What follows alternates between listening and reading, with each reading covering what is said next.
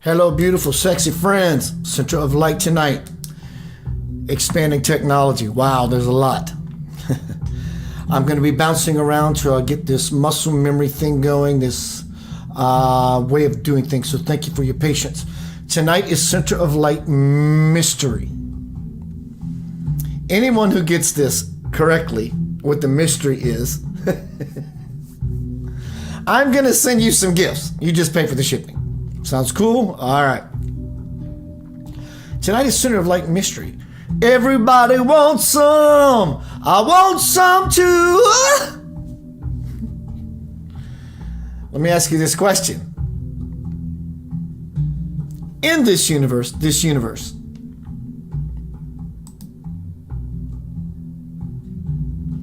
what is this universe that is so infinitely huge as well as infinitesimally small? And how can we grasp either? Short or tall, what is it? What is this universe that is so vast and so small? And how can we grasp it all? Or the none of it? I got a couple other new screens. I want to say hello everybody who made it to the Center of Light group room. Hello, Sunny. It's been a while, dear. Hello, Kelly. I want to acknowledge everyone. Sunny, Kelly, Dana. Sunny, Kelly, Dana. Please keep coming in. Thank you, everyone. So I'm bouncing around, learning what I need to and not to do. Here we go. Tonight is Center of Light mystery. Anybody get it yet? Everybody wants it. Everybody seeks it. Everybody craves it. And everybody needs it. It may look like your husband or wife. It may look like your job. It may look like money. It may look like sex. I like that aspect. It may take all these myriads of forms. What do you think it is?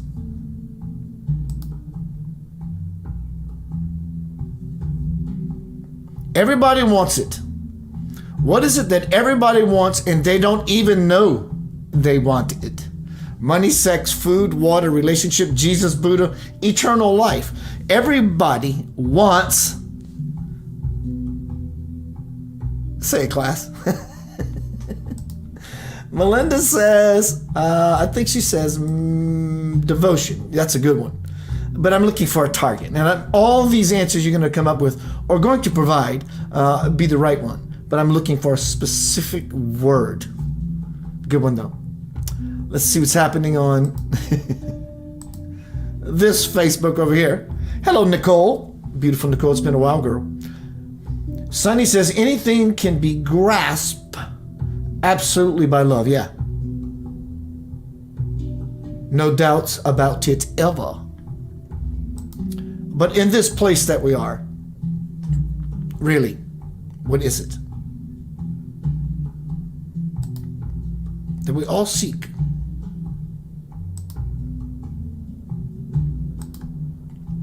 Connection. Good one.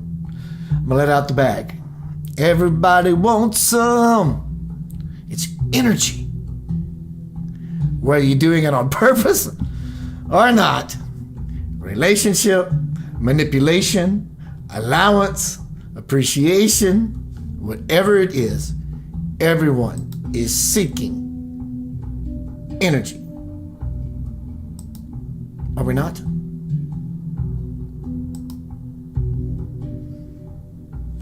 Everybody wants energy. What you really want is more of yourself, the real you, and we look for that outside to feel whole, so that we feel a need, reason, or excuse to come back together with ourselves. But that is not it at all. It's energy.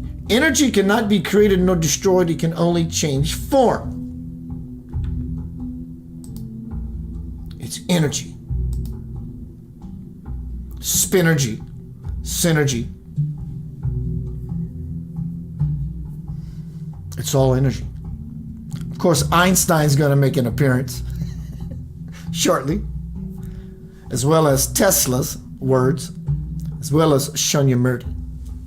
We all want energy. For some reason, my camera does not look crisp and sharp. Everything looks a little hesitant. I don't know why, but either way, it is what it is. We all want energy. Food, it's energy. Water, it's energy. Relationship, it's energy. It is all energy. So, since tonight's presentation is everybody wants some, the mystery was, can you guess what it was? Energy.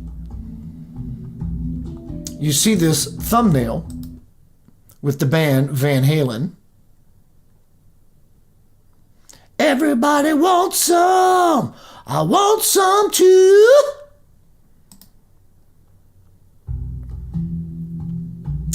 It's energy. So to paint the picture in a rock and roll kind of way, David Lee Roth, in the song Everybody Wants Some, he says this: you can't get romantic on a subway line. Wow! Conductor don't like it, says you're wasting your time. But everybody wants some. I want some too. Everybody wants some. Baby, how about you? I took a mobile light looking for a moonbeam. Yeah, you stand in line, you got lost in a jet stream. But everybody wants some. We're always looking for energy. We call it by its many different guises and garbs and faces and facets. And then it goes to this breakdown bridge. I like the little way the lines run up the back of her stockings. I've always liked those kind of high heels too, you know. No, don't take them off. Don't take them off, leave them on. So basically, through this song, lyric, fun, he's looking to get jazzed. He's looking to get aroused, excited. It's energy, I tell you. We all are eking out energy. Song break, going to be right back tonight. It's Center of Light Mystery. Everybody wants some. Food, water, sex, relationship, a new car, to breathe. It's energy. Everybody's seeking it. Actually, let's move right into our first audio bite presentation from Shunyamurti, Spiritual Divine Man, called, this presentation is titled, Don't Let Them Steal Your Bliss. It's energy. Them. Don't let the system, it's not pointing blame. In other words, don't get caught in the hoopla, the hype, the noise, the facade, even or odd. Don't let the system steal your bliss. It's about energy. There is no other purpose to yoga than pure enjoyment. But the human ego is dedicated to stealing your bliss, to giving you illusory reasons for feeling miserable, and for convincing you that it's very difficult to be happy, and that you need all kinds of things that you don't possess, and relationships, and a different sort of body, and a different sort of situation in life, and everything has to be different than what it is. And the ego puts you into a state of illusory lack, when nothing at all is ever lacking, except your own contact with the real self.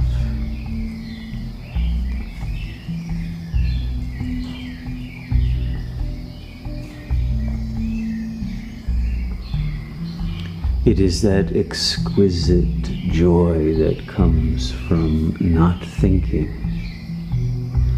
from forgetting to forget who you are.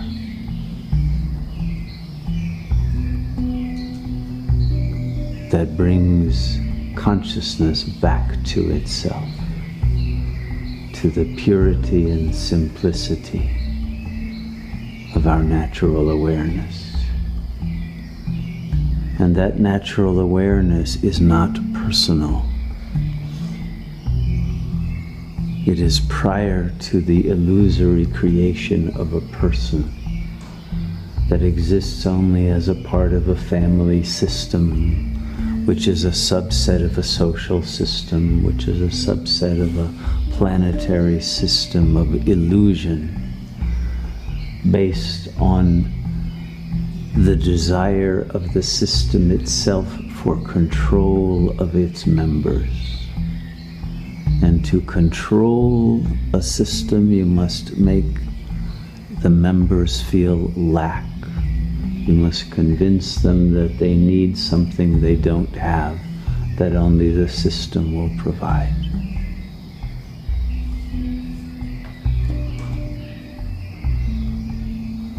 But there is no lack, and there is no need to submit to any system of thought, but to break free.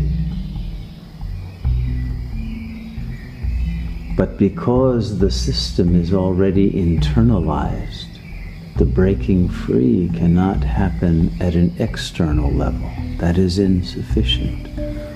There must be a breaking free from an I thought that is already born in a state of lack and therefore need for linking to a system that will take away whatever residue of willpower it still retains.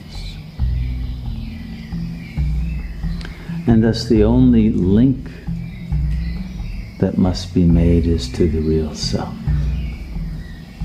And once that link to Shiva is established,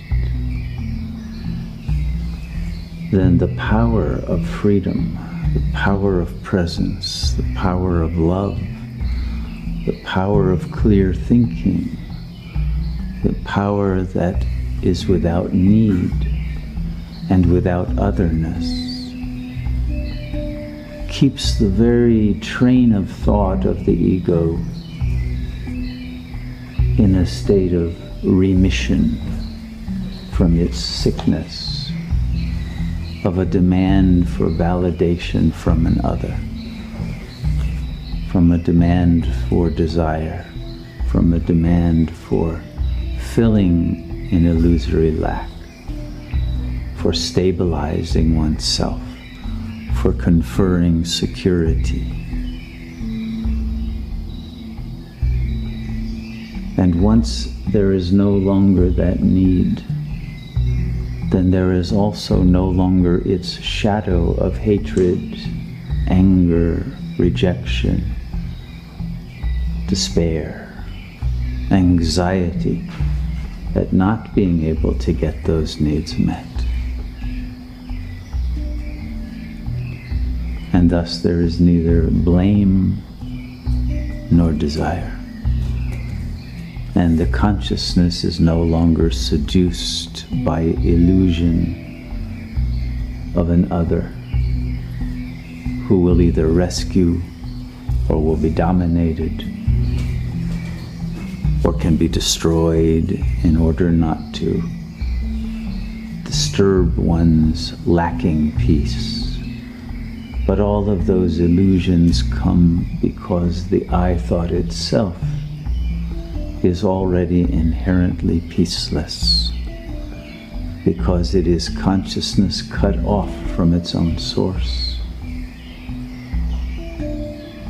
and divided into subject-object categories in which whatever it wants is already inherently an object that can never be reached. And what it really wants is only itself. that its own identity has cut itself off from.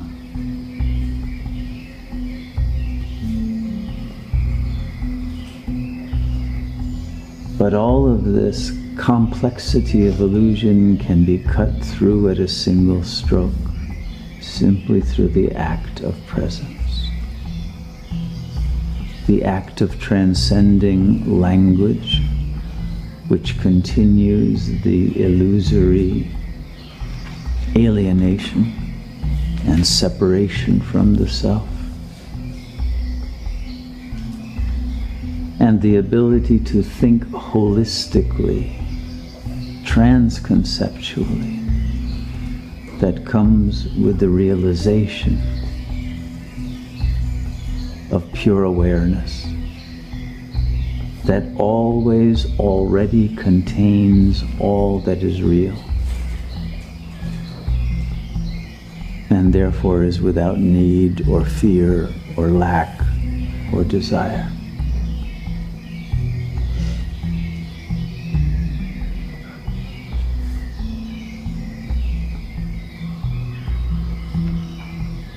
It is only the cultivation of the habit of remembering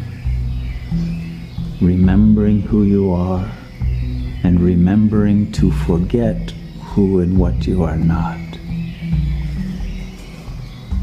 and to be present always, that keeps the flow of that exquisitely blissful energy that is the very nature and essence of presence, always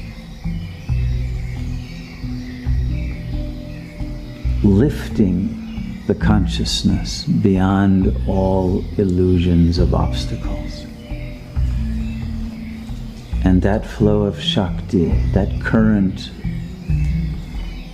of energy, more powerful than electricity,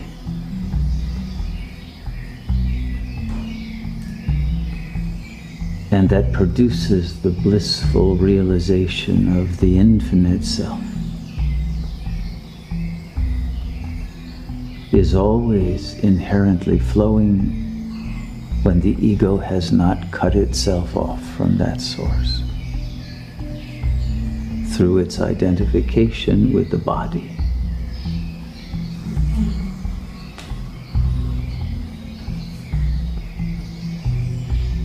But it is not the body that it is the problem, but the identification. The body is just fine. There is no burden of the flesh. The burden is the ego that wants only to feed the flesh and to live for the fleshly, sensory, sensual life, and rejects the life of spirit, the life of presence, the life of pure awareness, and prefers the melodramas and perverse scenarios of power struggles that the ego enjoys in lieu of the beauty of pure presence.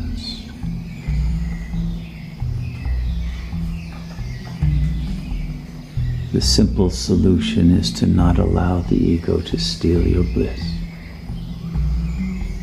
to not allow yourself to forget what you are, and to always keep track of the flow of the current of Shakti, and to make sure you are not cutting it off through your own process of negative thinking, of worry, of awfulizing,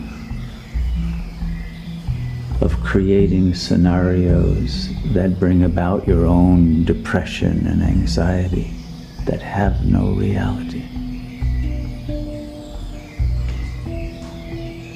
But once you have created the counter habit of remembrance of the self, the power of that realization that comes with the flow of Shakti will extinguish the habit of ego consciousness.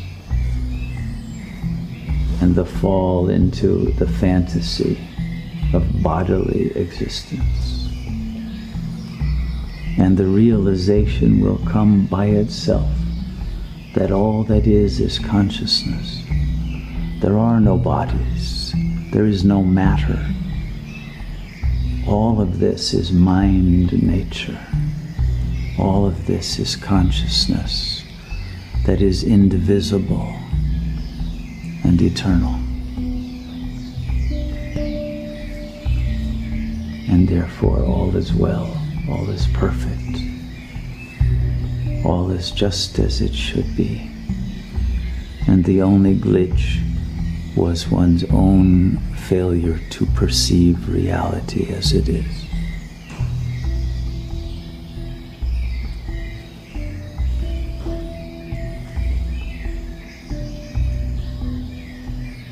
May we live without that glitch that is the I thought, and abide in the pure presence that is the blissful being.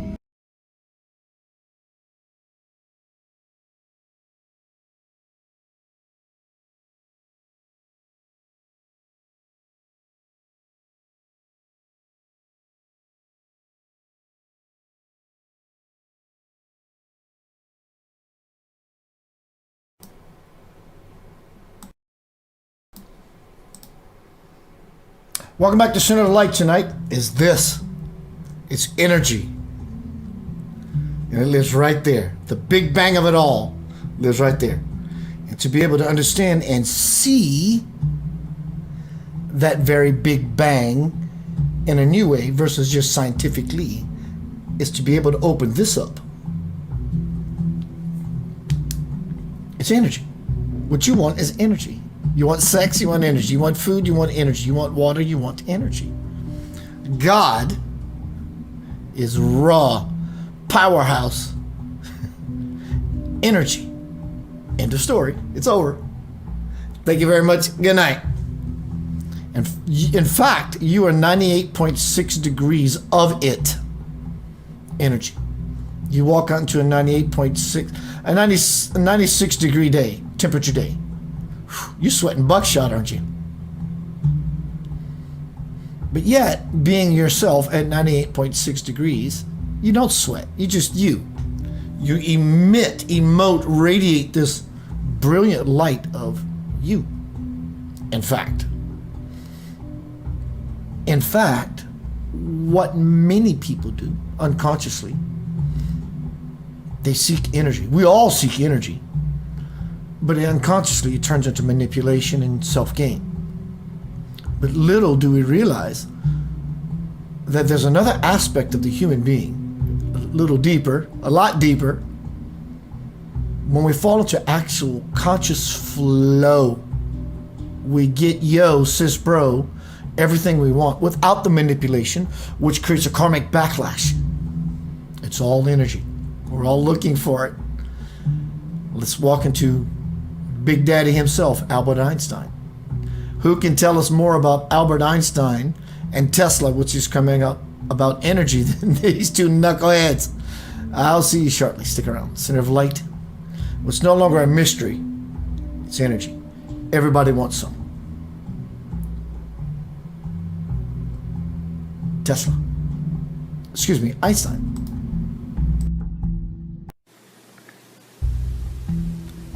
Greetings, dear ones. I am Albert Einstein, and I would like to speak to you about the concept of energy. During this time of ascension, it is of utmost importance that you see everything as energy. You must think in terms of energy, frequency, and vibration. This is the crux of life. All matter, as you see it, is only holographic. It is an amalgamation of atoms, molecules, and particles vibrating at the same frequency, density, and mass to create an image that looks like it has a permanent and material form, when in actual fact it does not. It is just energy. It is simply atoms and molecules, and it is very fluid.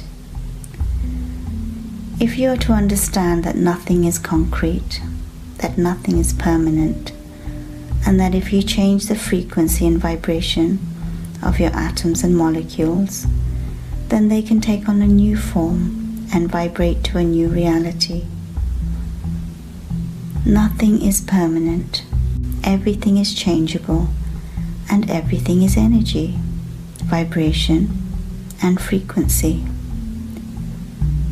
It is so important that you are able to grasp this concept in order for change to occur in your lives, and in order to understand why it is so important to raise your vibration and frequency at this time.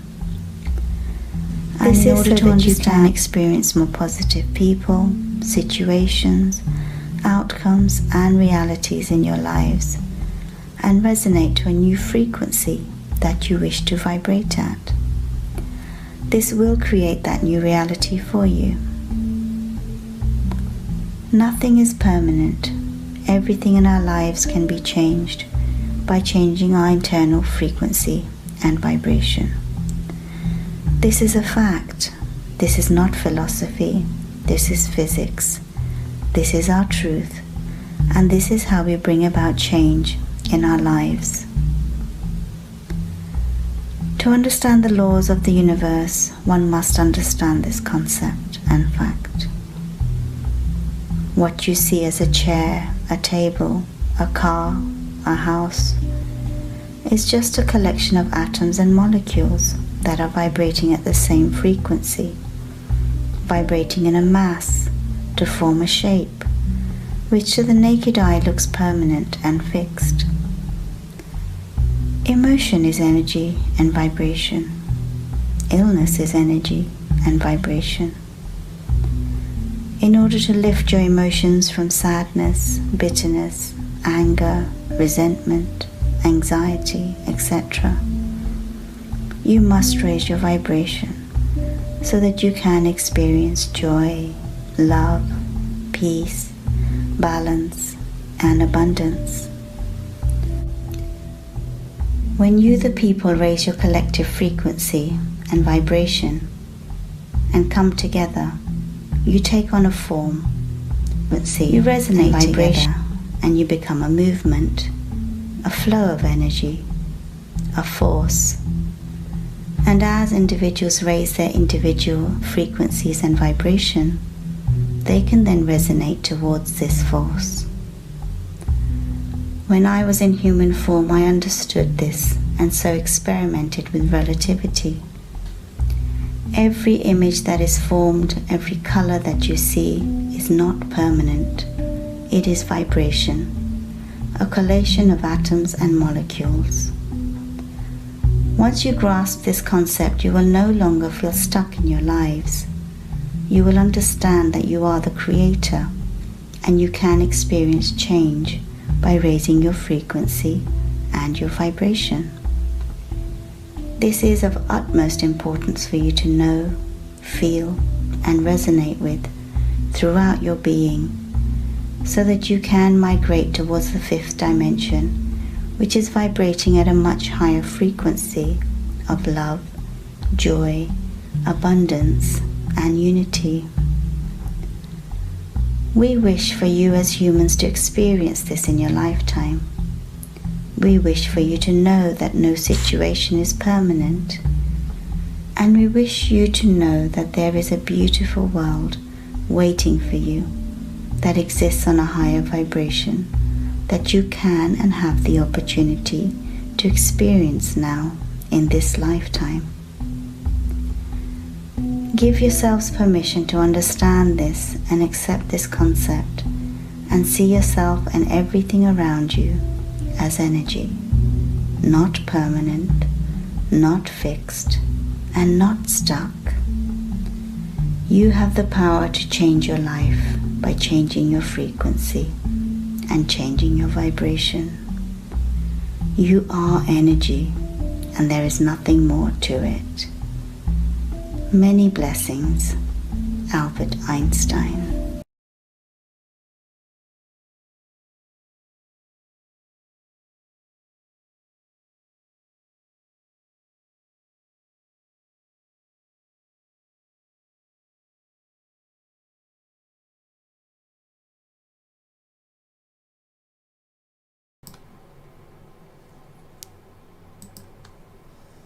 You are it. There is nothing else. There truly is nothing else. There's no other landscape except the one that you paint. What's his name? Bob. You, the painter. Bob, what's his name? Somebody help me.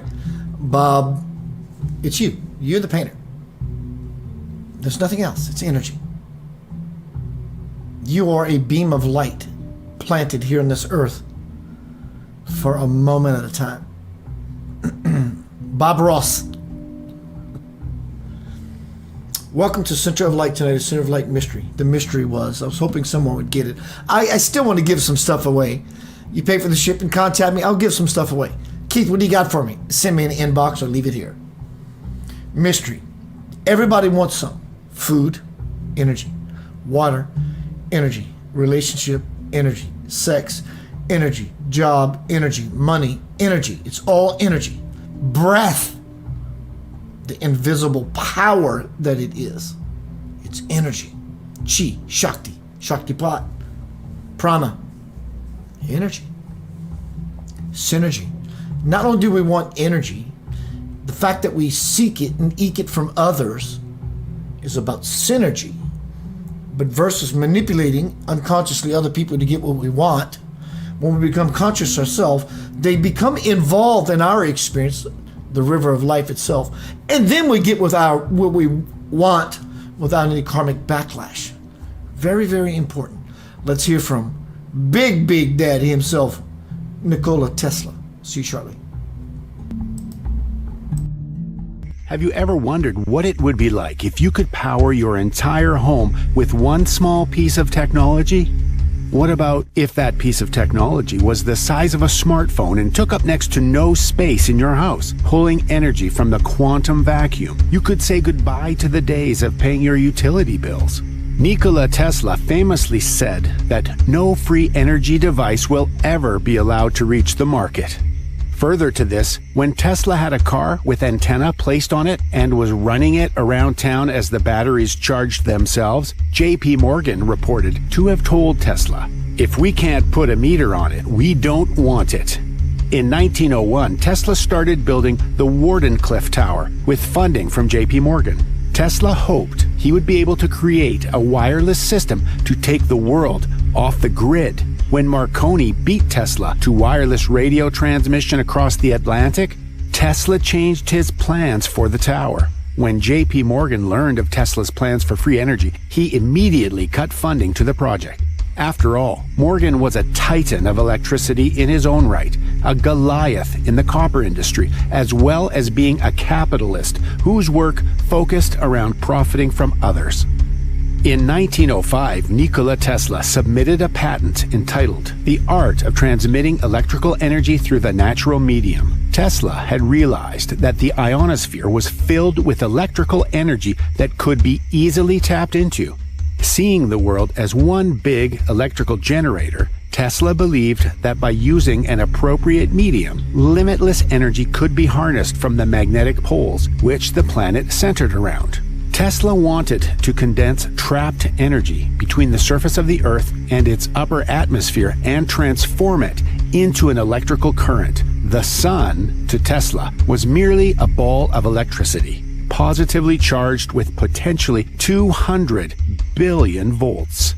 To the contrary, Earth was charged with negative electricity, and to Tesla, this force constituted what he called cosmic energy. To experiment and test his ideas, Tesla created the Tesla coil in Colorado Springs on Pikes Peak. On his quest for a wireless world unowned by a power grid, Tesla created electrical arcs that were essentially man-made lightning bolts. This lightning was seen for miles around and helped Tesla to prove that his invention could power light bulbs wirelessly.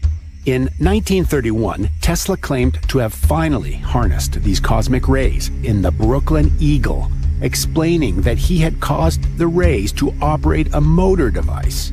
He said, "More than 25 years ago, I began my efforts to harness cosmic rays, and I have succeeded. Electric power is everywhere, present in unlimited quantities.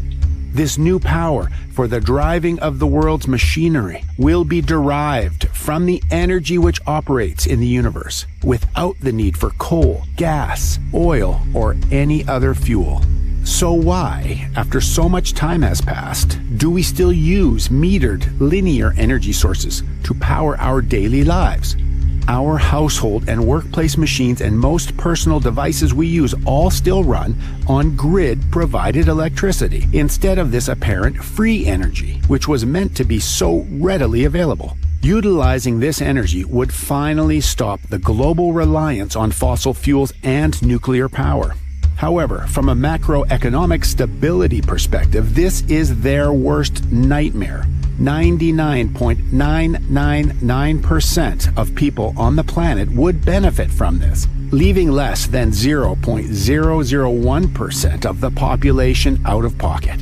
This is because that small percentage are the ones at the top of the petrodollar system in the macroeconomic order, where everything runs on metered linear energy, even solar power and wind energy. If you start a conversation about the phenomena of new energy, more precisely free energy, you are entering an overly sensitive area of compartmented intelligence in the history of the United States. We have not needed fossil fuels for around the last 100 years. At this point in history, the rapidly advancing theories and quaternion equations put forward by the likes of Tesla, Maxwell, and Faraday were interrupted. This has resulted in the energy sector of today relying heavily upon us burning or heating a material or substance to create steam to generate electricity or run our cars. The last 100 years has witnessed considerable developments in physics. Principles and elements that were not understood or even contemplated 100 years ago are now well interpreted. Pioneering scientists such as Tesla and Faraday were curious to know where all of the excess power was coming from. Professor Paul Dirac called it a Dirac Sea, while Tesla referred to it as the ocean of infinite energy. Today, it is known as the zero-point energy field. If you create this kind of vector in a zero-point energy field and you simultaneously create a counter-rotating vortex, which resembles a Sufi light phenomenon, you get what is called lift. This in turn results in what is known in physics as electrogravitics, or in popular culture, anti-gravity. What happens when a UFO moves straight up at a speed of 10,000 miles per hour, moving against gravity? Well, the UFO is actually in a space-time bubble, having created its own environment. There are no restrictions to normal aerodynamics, and things can lift and go straight up at these velocities. When an object reaches terminal velocity, it can become massless. During the time of Tesla, when alternative current, AC, was invented, they noticed this effect, where a certain amount of energy would go into a system and more energy would come out. This ideology was not accepted until a physicist named Hendrik Casimir published his findings in mainstream physics journals. His work proved there would still be energy in the universe even after cooling all of the atoms to absolute zero, thus proving the existence of the zero-point energy field. This very field was later found to be in all of the space that surrounds us every day. It is believed that every cubic centimeter of space has enough power to provide energy to the United States for one whole day. This energy field is so gargantuan. If we decided to run the planet from this energy source, it would be like taking 1 ounce of water out of the ocean. In the last 100 years, little has changed in terms of the geopolitical macroeconomic exigencies, and this is somewhat problematic. Not only are there bankers and kleptocrats that are misanthropic sociopaths, but there are also several stakeholders that do not want to deal with these changes.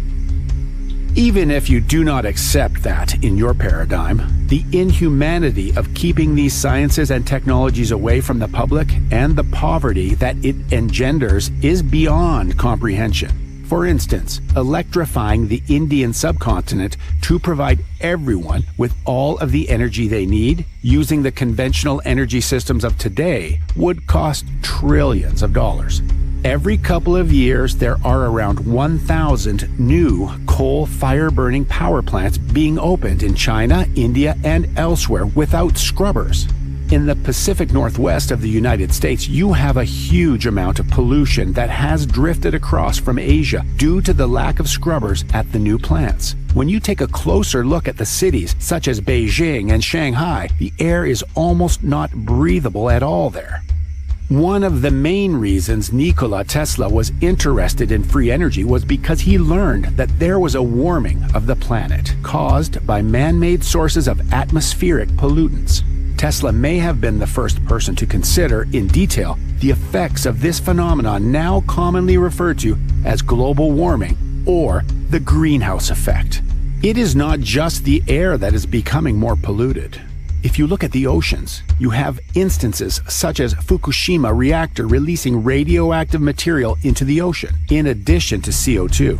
Ecosystems in the ocean are continuously beginning to die because of the acidity created by such pollutants, causing alkaline levels to be disrupted. All of these are macro geophysical effects currently ongoing while we try to maintain the current macroeconomic order in the world, and this is problematic. So why doesn't someone fix it? It is all rather perplexing and the question at the forefront of many minds. People question why Bill Gates doesn't tackle it or why the president doesn't try to do something about it. But why does it always have to be someone else? If you go to a billionaire, the likelihood is that they will tell you that they want to be first to be second. A common expression in business, especially around controversial sciences.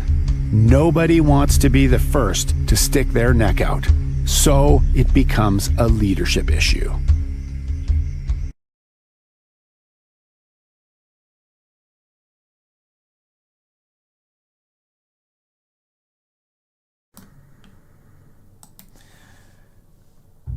So it becomes a leadership issue. Who's the leadership? It's you, it's me. We take charge.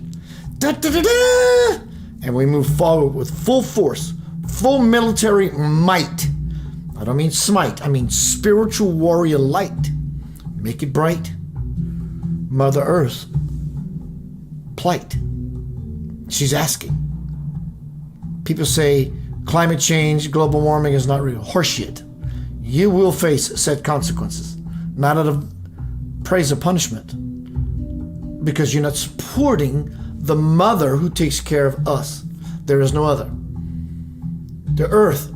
What happens if we take care of the earth and it's all wrong? Nothing, except we have a more beautiful earth. And in all mirth, if we think it's all just simply horseshit, we will be fed. Everyone in the universe, aliens, angels, Jesus, it's about energy. Everyone in the universe wants energy. They want energy. They want you. Now you know your planetary importance as well as your universal importance. Sort of, it's exactly like the movie, which is a documentary, The Matrix. Plugged into the system, you are a battery.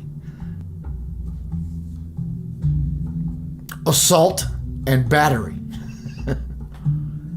So it's energy.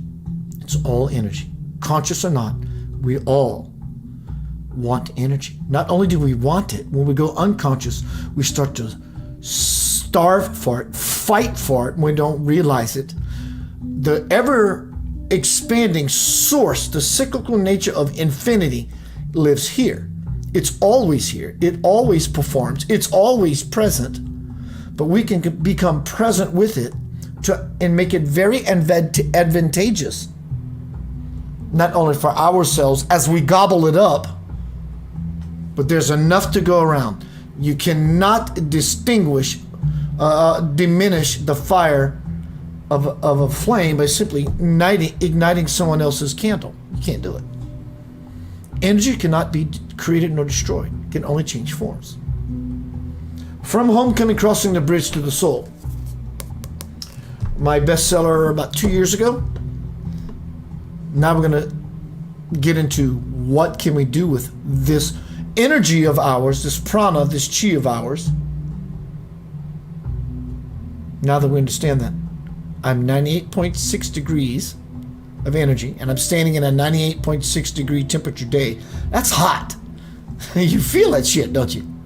Well, that's how there are empaths, telepathy, telekinesis, all these telas, as well as all these omnis. It's because energy is everywhere, and it requires us, if we want to get aboard a higher plateau into a deeper reality truly as it really is, without all the falseness, is to become conscious of your energy. That's why you can feel stuff, man. You can feel it. It's energy. It's what you are. It's what everyone craves. From Homecoming, Crossing the Bridge to the Soul.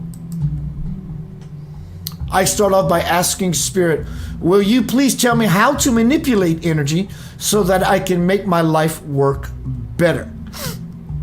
The Spirit says, since you're a spiritual work in progress, I still am, but this was 1997. Since you're still a spiritual work in progress, you perceive most things as made up of solid matter, not free energy. Your mind sees a chair as a chair, a table as a table, and until you change your mind, that chair will remain a chair and that table will remain a table. They cannot become anything else until you make that shift. If you were to point to a chair and ask a Zen master, what is that? The answer you would get would most likely not match your own. He might tell you that he sees firewood or a stepladder. And I respond, well, why would he do that? Keith, because that master with his advanced way of seeing things understands that the chair could become firewood, a stepladder, or anything he needed it to be. Since you are not yet similarly attuned, your mind still convinces you that you're looking at a chair, even though your eyes are seeing it as the radiated light it is. If you like, I can explain the quantum mechanical physics involved, Keith, but what would you do with that? And I said, you know me well, not a thing, but could you explain it to me in layman's terms? When the eyes see a chair, they take it in as radiated light, first through the lens, then the pupil, then on to the optic nerve, and finally to the mind for analysis. The eyes instantly and literally pull the chair's matter apart strand by strand, from the gross of it down to its nucleic particles of the atoms. You got that so far? And I say, I'm getting it. Good, because getting the very simplicity of this idea is enough to help all of you succeed. If you want to be able to transform that chair into a table, you have to first know that the chair is not separate from you. You must see it as an extension of your own self. Once you can see such dense matter as light particles, 98.6 degrees of energy that we are, you will realize that your mind has indeed changed, that your own free will has made a different choice, and has anchored the everything is one principle deep within. Will you let me help you change your mind? And I say, yes, please. Try this exercise, everyone. Take your hands, open, set an intention. I want to have an experience. Put your hands together and rub them very briskly for 30 seconds. Here we go.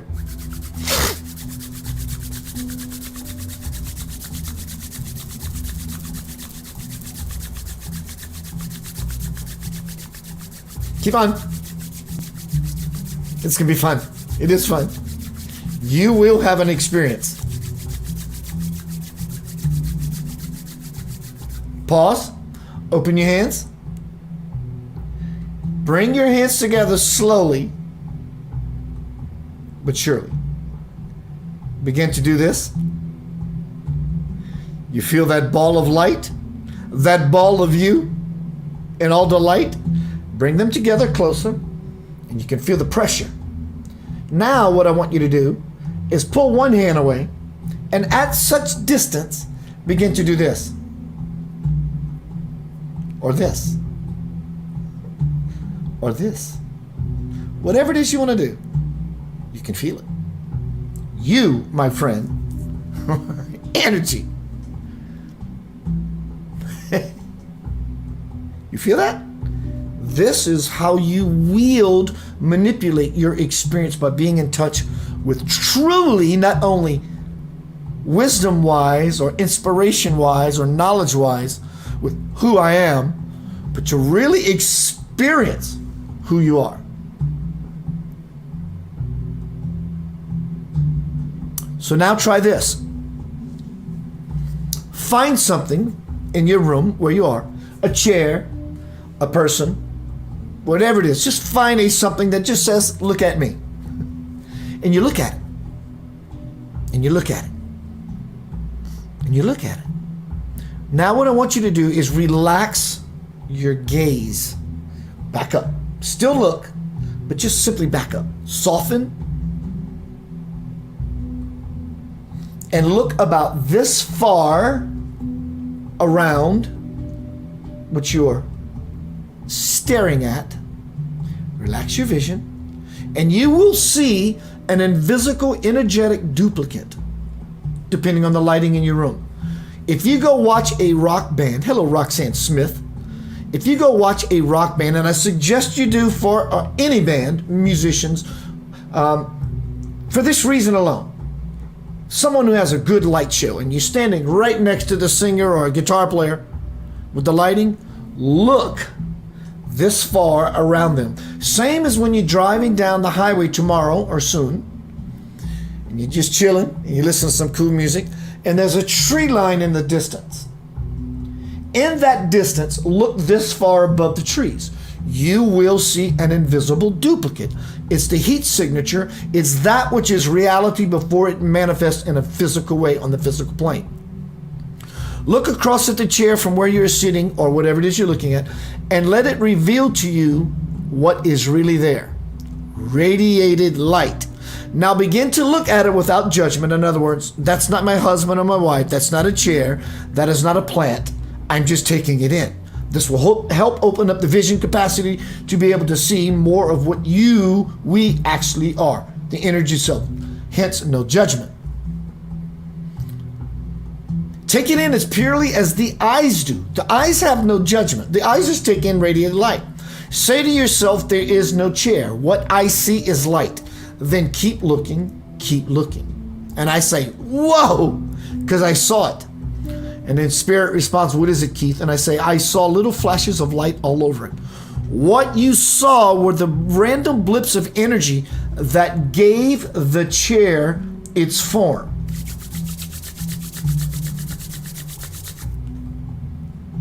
You're feeling your form. The invisible duplicate above the trees around the musician, its form. What you saw were the random blips of energy that give the chair its form. Good job. You are finally beginning to retrain yourself to not be such a slave to the mind, the the mind's opinions, but to let the mind become a catalyst for the truth. And the truth is that all matter is light compressed into specific vibrational forms decreed by the mind of the beholder. You are making all of this shit up. All of it. Pro, con, in, out, even, or odd, holy, blasphemous, truth, false, all of it. It's all you're decreeing. God is pure energy. You are a child of God. God is omnipresent. You are enfolded in this consciousness, and there's nothing you can do about it.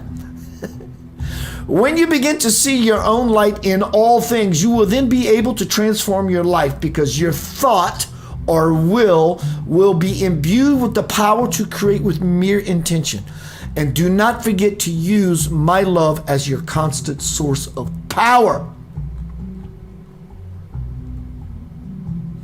If you really want to manipulate energy, it would be wise for you to practice changing your mind about many areas of your life. And I asked a question, beautiful question, if I must say so myself. So is this how Jesus changed water into wine? By changing his mind? Spirit response. Well, there was a little more to it than that, but yes, there was a shift. Jesus had a head start because he had a pure heart that enabled the Christ to quickly unfold within him. Thus did Jesus, the man, become the Christ. When you have purified yourself, the same divine lotus flower will blossom within all of your hearts, and you too will become the Christ. As you keep moving down life's timeline and go upward in consciousness, the Christ energy will help you, like it helped Jesus, to accomplish many things.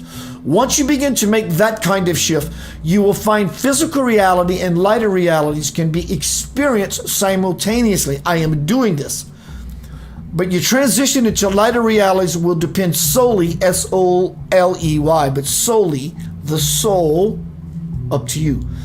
And I say, I understand how it will work for me, but how will others move through this transition? This was 1997, which applies to now 2022.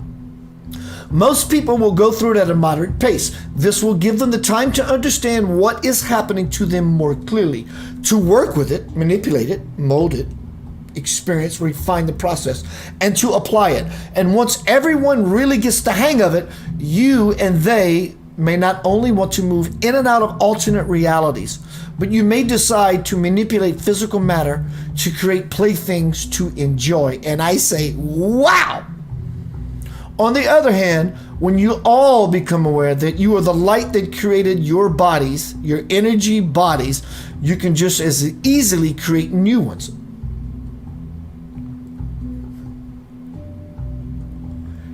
Not that you are not all perfect as you are. It will be just as easy as choosing what clothes you want to wear for your day. Some of you might choose to move out of individuality altogether. Many people are merging with the cosmic divine sea of energy. And some of you will decide to continue living on the earth as your higher selves. Prepare for divine change. You are energy. There is nothing else. Let me look into these forums, so give my goodbyes. James says energetic signature. Exactly. Hello, Leanne. I love you all. Be well. I tell you, you are energy. You are nothing else. And as you spin and wield this energy, you, all of it, real or not, will come true for you. You are becoming illumined. You are already illumined, but the door that we've been knocking on, not only will it open, it is open. You don't have to open the door is open. As we walk through, courageously or in fear, either way, it will all become near and dear to us. You are moving, truly, consciously, hopefully, back into the essence of your divine dynamic, out of the horrible pandemic. Peace, love, and light. Your love beyond measure. You are a treasure to everyone around you.